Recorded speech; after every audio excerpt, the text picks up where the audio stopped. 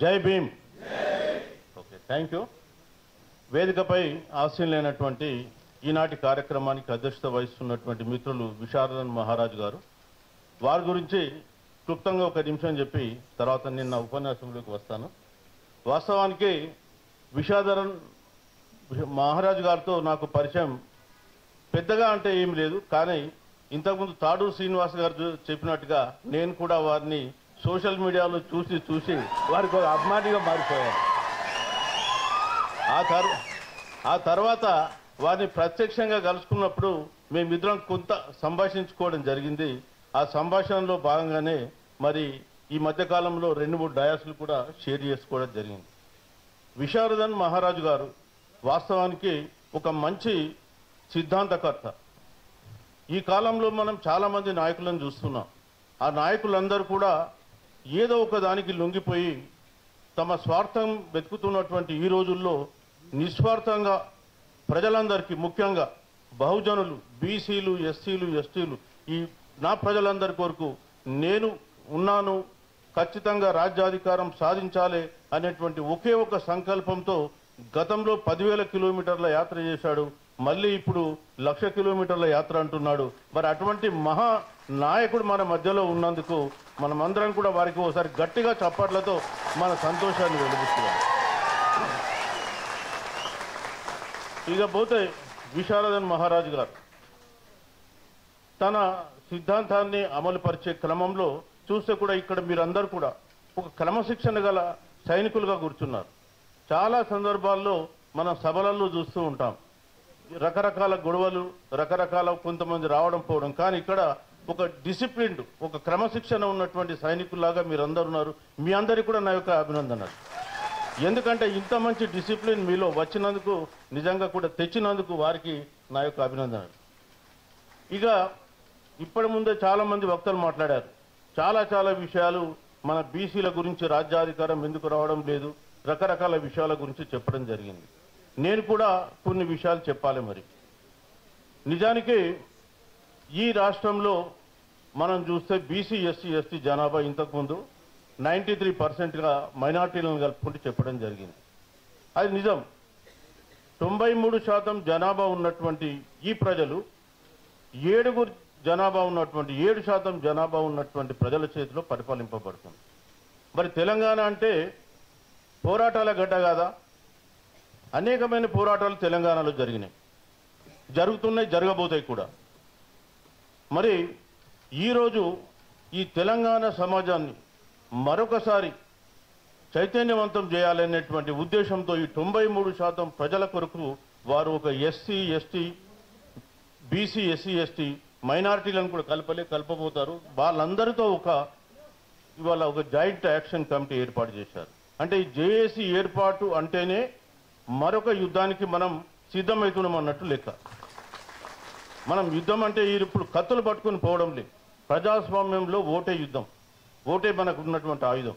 కాబట్టి మన ఓటుతో మన రాజ్యాన్ని మనం ఎట్లా సాధించుకోవాలి అనేటువంటి దాని కొరకు మనం సంసిద్ధులం అవుతున్నట్టు లెక్క.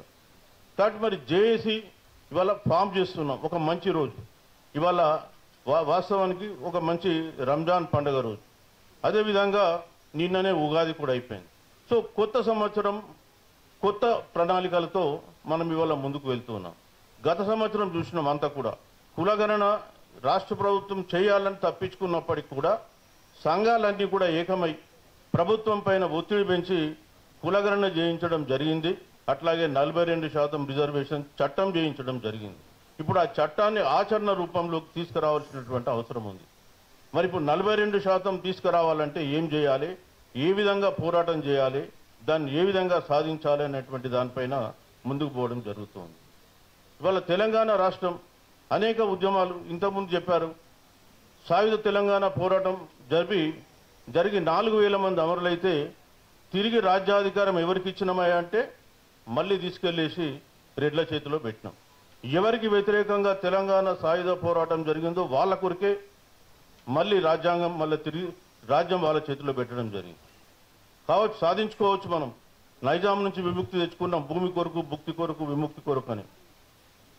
కానీ ఏం జరిగింది? మళ్ళీ అదే జరిగింది. అట్లనే మళ్ళీ తొలి దశ తెలంగాణ పోరాటం, ఇవన్నీ గురించి మనం మాట్లాడినాం. ఇంకొక అతను కూడా ఉన్నాడు మధ్యలో, ఎన్టీ రామారావు గారు. సడన్గా ఆయనకి ఏమైపోయింది, అరే అటు రెడ్డిలు రాజ్యంలో భాగస్వామ్యంలో ఉన్నారు, అదేవిధంగా ఇటు వెలిమాలు ఉన్నారు, మరి మా కమ్మాల గతి ఏంటి, మేమెందుకు రావద్దు అని చెప్పేసి ఆయన ఒక తెలుగువాడి ఆత్మగౌరవం అనేటువంటి ఒక నినాదం తీసుకొని వచ్చేసి అందరం అందులో పిచ్చోల్లాగా కొట్టుకుని పోయి టపటపటప ఓట్లు గుద్దేసి కమ్మలకు కూడా రాజ్యం ఇచ్చింది. మరి వాళ్ళు జరుగుతుంది ఏంది, అటు రెడ్డిలు ఇటు రావులు అటు కమ్మలు, వాళ్ళ పాపులేషన్ గురించి కూడా ఇంతకుముందు కొంతమంది మాట్లాడింది. వాస్తవ లెక్కలు నేను చెప్తున్నాను. కమ్మలు ఎంతమంది ఉన్నారు, సరే వెలుమలు ఎంతమంది ఉన్నారు తెలంగాణ రాష్ట్రంలో? 1,02,000 మంది. 4 కోట్ల జనాభాలో 1,00,000 మంది వాళ్ళు. 1,00,000 మంది జనాభా 4 కోట్ల మందిని కంట్రోల్ చేసింది మొన్నటిదాకా 10 సంవత్సరాలు. ఈరోజు కూడా అసెంబ్లీలో 13 మంది ఎమ్మెల్యేలు ఉన్నారు. 1952లో మొదటిసారిగా అసెంబ్లీలో ఎన్నికలు జరిగినప్పుడు వాళ్ళు ఉన్నది కేవలం 2. ఇవాళ 13 మంది. గత 16 సార్లు ఎన్నికలు జరిగిన అసెంబ్లీలో మొత్తం కలిపి 149 మంది వరకు వాళ్ళు 149 మంది వచ్చారు వాళ్ళు. ఇదే కమ్మలు ఇదే వెలుమలు ఆంధ్రప్రదేశ్కి వెళ్దాం. ఆంధ్రప్రదేశ్లో చూస్తే అక్కడ కూడా పాపులేషన్ మనకంటే కొద్దిగా ఎక్కువనే ఉంది, తక్కువేం లేదు. కానీ అక్కడ ఇవాళ అసెంబ్లీలో ఎంతమంది ఉన్నారు వాళ్ళు? గత 16 సార్లు ఎంతమంది వచ్చిండ్రు? ఆ లెక్కలు తీస్తే కూడా వాళ్ళు సుమారు 72 మంది ఉన్నారు. అంతకంటే ఎక్కువ రాలే. ఈ రోజు కూడా 3-4 ఉన్నారు. అంటే రాజ్యాధికారం చేతిలో ఉంటే వాళ్ళు ఎంతమంది వాళ్ళకి అవకాశాలు ఇచ్చుకోవచ్చు అని తెలుస్తుంది. 1,00,000 మంది లేనటువంటి జనాభా వాళ్ళు గత 140 మంది వరకు ఎమ్మెల్యేలు అవుతారు, ఎంపీలు అవుతారు, మినిస్టర్లు అవుతారు, చీఫ్ మినిస్టర్లు అవుతారు, గవర్నర్లు అవుతారు. మరి ఈ తెలంగాణ రాష్ట్రంలో అత్యంత జనాభా ఉన్న కులం వచ్చి ముదిరాజు. 24 లక్షల జనాభా. ఎంతమంది ఉన్నారు ఎమ్మెల్యేలు? ఇవాళ అసెంబ్లీలో ఒకరు, 52 నుంచి ఇప్పటి వరకు తీసుకొచ్చేస్తే 29 మంది ఎమ్మెల్యేలు అయింది. అదే రెడ్డిలు తీసుకుందాం, 14 లక్షల జనాభా. 14 లక్షల జనాభా సుమారు 870 మంది ఎమ్మెల్యేలు వాళ్ళు అయింది 16 సార్లు. మరి అంటే 1,00,000 జనాభా ఉన్న వాళ్ళు అంతమంది. కమ్మాలు కూడా తీసుకుంటే 2,50,000 జనాభా. ఇది వాస్తవం. మీరు కావాలంటే 2014 సమగ్ర కుటుంబ సర్వే రిపోర్ట్ చూడండి. నేను ఆ రిపోర్ట్లో తప్ప ఇంకా వేరే మాట్లాడతలేదు. ఇంకా ఇప్పుడు మన కులగణన జరిగిన రిపోర్ట్ ఇప్పటి వరకు బయటకు ఇవ్వలేదు. కులాల లెక్కలు బయటకు రాలేదు. దాని గురించి మాట్లాడదామంటే మరి అంత తక్కువ జనాభా ఉన్న వాళ్ళు అసలు ఈ భూమండలంలో ఎక్కడైనా ప్రజాస్వామ్యం అంటే అర్థమైంది, మెజార్టీ ప్రజలు పాలించారు. కానీ భారతదేశంలో అందులో మన దగ్గర ఇవాళ భారతదేశంలో కూడా వేరే రాష్ట్రాలు చూద్దాం, తమిళనాడు చూద్దాం. అక్కడ తమిళనాడులో మొదటి నుంచి బీసీలే ఉన్నారు. ఆల్మోస్ట్ వాళ్ళు ఒకవేళ బ్రాహ్మణులు అధికారంలోకి వచ్చినా వాళ్ళు సామాజిక న్యాయం అనేటువంటి సూత్రాన్ని పక్కకు దాటలే. ఎందుకంటే అది సిద్ధాంత పునాదుల మీద నిలబడ్డటువంటిది తమిళనాడు రాష్ట్రం. అందుకే జయలలిత 92లో ఇందిరా సహాని కేసులో 50% రిజర్వేషన్లు మించాము అని చెప్పినప్పుడు ఆమె చెన్నైకి వెళ్ళి తన అఖిలపక్షాన్ని తీసుకెళ్ళి మళ్ళీ 50% 9వ షెడ్యూల్లో ఇంక్లూడ్ చేసుకునేంత వరకు నేను చెన్నైకి రానని ప్రతిజ్ఞ చేసిపోయి అక్కడ 9వ షెడ్యూల్లో ఇంక్లూడ్ చేసుకొని వచ్చింది. ఇది 93లో జరిగిన ఇన్సిడెంట్. మరి మన దగ్గర ఏముంది? ఇంతమంది జనాభా ఉన్నాం, 42% రిజర్వేషన్ అన్నారు. సరే కేంద్రానికి పంపినామన్నారు. మరి కేంద్రానికి పంపే వాళ్ళు కూడా మరి అఖిల పక్షాల సమావేశాలు పెట్టి ఢిల్లీకి వెళ్ళి కూర్చొని ప్రతిజ్ఞ చేయాలి. ఇంతకుముందు మన విఠల్ గారు చెప్పారు. కానీ మనం ఏమీ అడగడం లేదు, ఇక్కడ చెప్పేస్తున్నాం, ఊరుకుంటున్నాం. సో సహజంగా తెలంగాణలో 2 లక్షణాలు కనిపిస్తూ ఉంటాయి. ఒకవైపు పోరాటం చేస్తుంటారు, ఇంకోవైపు అంటే నమ్మిన సిద్ధాంతం కొరకు ప్రాణాలు కూడా అర్పిస్తారు తెలంగాణ. ఇవాళ ఛత్తీస్గఢ్లో ఎన్కౌంటర్ జరిగితే చచ్చేటోళ్ళు ఎవరు? వాళ్ళ మూలాలు ఎక్కడున్నాయి? చాలామంది మళ్ళీ తెలంగాణ రాష్ట్రం నుంచి వెళ్ళినట్టు బిడ్డలే కనిపిస్తున్నారు. అంటే నమ్మిన సిద్ధాంతం కొరకు ప్రాణాలు ఇచ్చేటువంటి స్వభావం ఉన్నటువంటి దేశం రాష్ట్రం ఏదైనా ఉందంటే ఈ దేశంలో కేవలం తెలంగాణలో మాత్రమే అట్లాంటి ప్రజల్ని చూస్తారు. మీరు ఎందుకు ఛత్తీస్గఢ్లో ఎక్కడి నుంచో ఉత్తరప్రదేశ్ వాడు మధ్యప్రదేశ్ వాడు వచ్చి అక్కడ పోయి అమరుడు కాదు? ఎందుకైతే తెలంగాణ వాడు? అంటే ఇక్కడ ఆ విప్లవ భావాలనేవి మొదటి నుంచి ఉన్నాయి. ఇప్పుడు నేను కోరేది ఏంటంటే తెలంగాణ సమాజాన్ని మీరు ఎక్కడో పోయి మీరు ఎందుకు అమరులవుతున్నారు? ఇక్కడ మనకు కావాల్సినంత స్పేస్ ఉంది. ఇవాళ తెలంగాణలో మన బహుజన రాజ్యాన్ని తెచ్చుకుందాం, బీసీల రాజ్యాన్ని తెచ్చుకుందాం. ఎందుకు ఇక్కడ ఈ ఉద్యమంలో మీరు కలిసి రాకూడదు? మీరందరూ ఉద్యమంలో ముందుకు రండి, కలిసి రండి. ఖచ్చితంగా రేపు రాజ్యాధికారం ఇక్కడ వస్తుంది. ఇవాళ మీరు కేవలం ఎన్నికలంటే ఒక 5,000 రూపాయలు ఏవో 2,000 రూపాయలు ఓటు అంటే డబ్బులు ఓటుకో ఇస్తున్నారని చెప్పేసి మీరు అందరూ భ్రమిస్తున్నారు. వాస్తవానికి ఓటుకు 2,000 5,000 కాదు.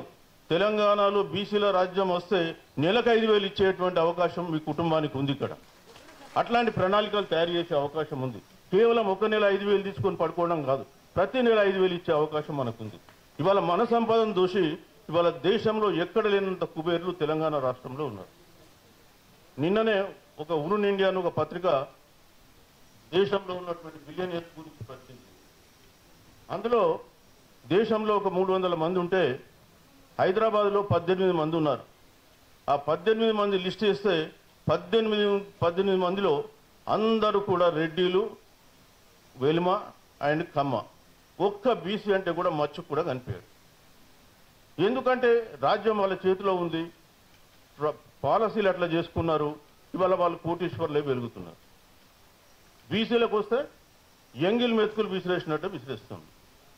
ఇప్పుడు ఇంతకుముందు ఎంబీసీ చైర్మన్ మాట్లాడిపోయిండు మన తాడూరు శ్రీనివాస్ గారు. వారి ఆధ్వర్యంలో 2017లో ఒక ఎంబీసీ కార్పొరేషన్ 35 కులాలతో వేశారు. 36వ కులం అనాథలను ఆర్ఫన్స్ను కలిపారు. అందులో 2015 నుంచి 2024 వరకు 3,850 కోట్ల రూపాయలు కేటాయించి ఖర్చు పెట్టింది ఎంత అంటే 19,12,00,000. సీఎం ఆఫీస్లో డైలీ ఇంత కాఫీలు, బిస్కెట్లు, భోజనాల ఖర్చులు అవుతుంటాయి. నెలకు 19 కోట్లు ఖర్చు అవుతుంటాయి. అంటే బీసీలు 35 కులాలకు సంబంధించిన వాళ్ళు అంత పేదరికంలో ఉండి వాళ్ళ కొరకు కేటాయించిన డబ్బులు 38,50 కోట్లు కేటాయిస్తే ఖర్చు పెట్టేది 19 కోట్ల. అట్లనే బీసీలలో ఉన్న ఇంకా కొన్ని కార్పొరేషన్లు అన్నీ కలిపి 6,312 కార్పొరేషన్లు, ఇది కాక 6,300 కోట్లు కేటాయిస్తే ఖర్చు పెట్టింది 315 కోట్లు. ఇకపోతే బీసీల మొత్తంకి వస్తే బీసీ డిపార్ట్మెంట్ ద్వారా గత 11 సంవత్సరాలుగా ఖర్చు పెట్టిన డబ్బులు 18,5 లక్షల కోట్లు, అంటే 18,50,000 కోట్లు.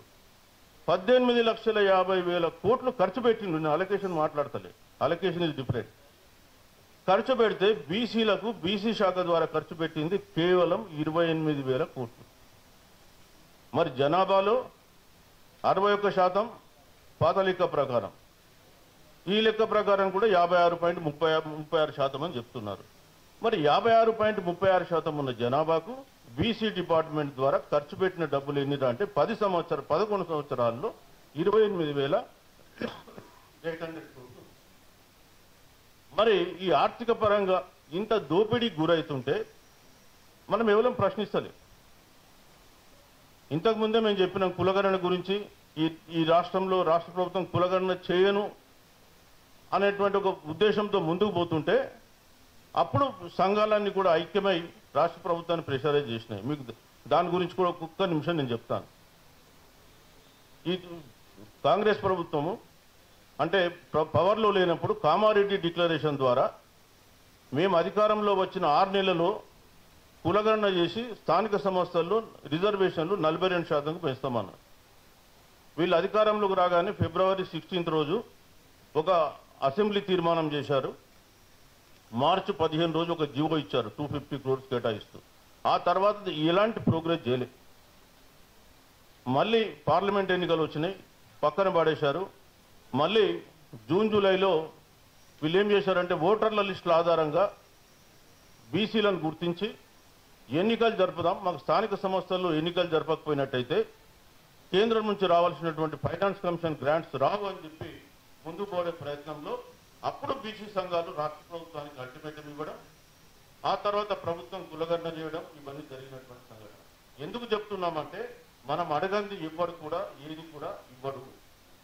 ఇవాళ బీసీ సంఘాలు గట్టిగా పోరాడినాయి కాబట్టి మొన్న జరిగినటువంటి ఎమ్మెల్సీ ఎన్నికల్లో కొంత మన ప్రభావం చూపించగలిగినాం.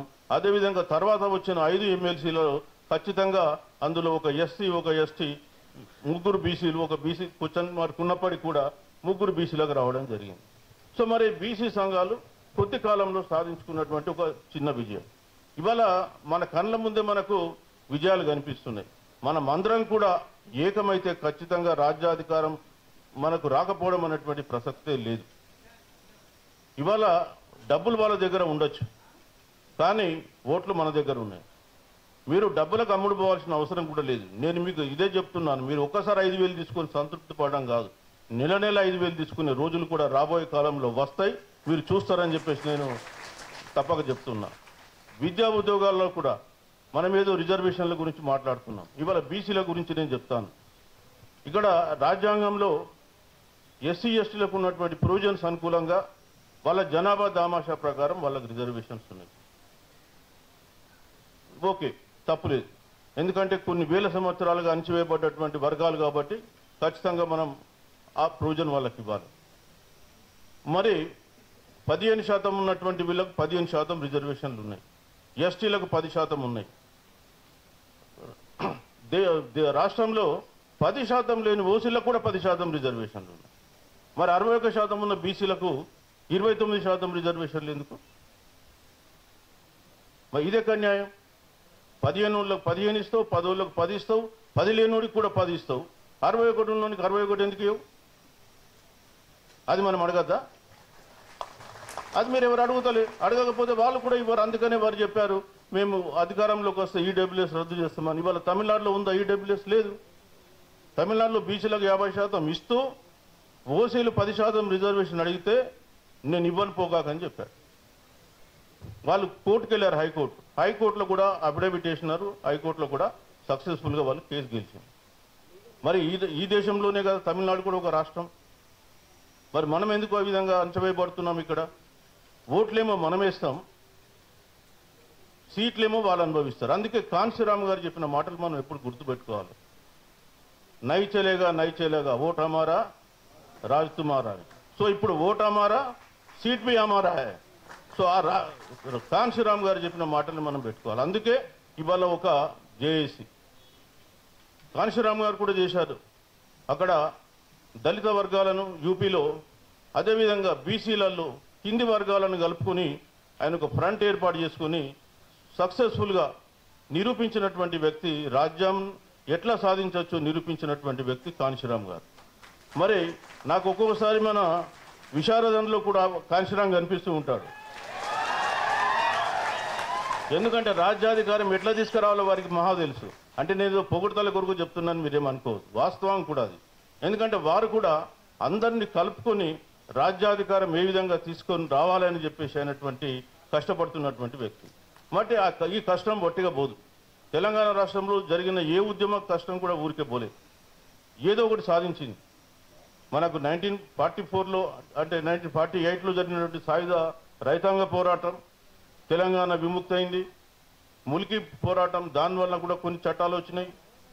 69లో జరిగిన ఉద్యమాలు ఉన్నాయి. తర్వాత మావోయిస్టు ఉద్యమాల వలన భూమి పంపిణీ జరిగింది తెలంగాణలో. లేకపోతే ఒక్కొక్క దొరకు కొన్ని వేల ఎకరాల భూమి ఉన్నటువంటి చరిత్ర తెలంగాణ.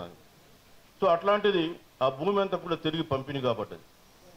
అట్లాగే మలిదశ తెలంగాణ చూసినాం, తెలంగాణ రాష్ట్రం సాధించుకున్నాం. ఈసారి జరగబోయే పోరాటం ఖచ్చితంగా సామాజిక తెలంగాణ వచ్చి తీరుతుంది. బహుజనులు రాజ్యం వెళ్తారు. బహుజనులు గ్యారంటీగా ఈ రాష్ట్రాన్ని 2028లో జరగబోయే ఎన్నికలు, ఈ ఎన్నికల్లో ఖచ్చితంగా బీసీలు తమ గెలుపు జెండా ఎగురవేసి మరి విజయాన్ని అందుకుంటారు. అందుకు మీరందరూ కూడా రెడీగా ఉండండి.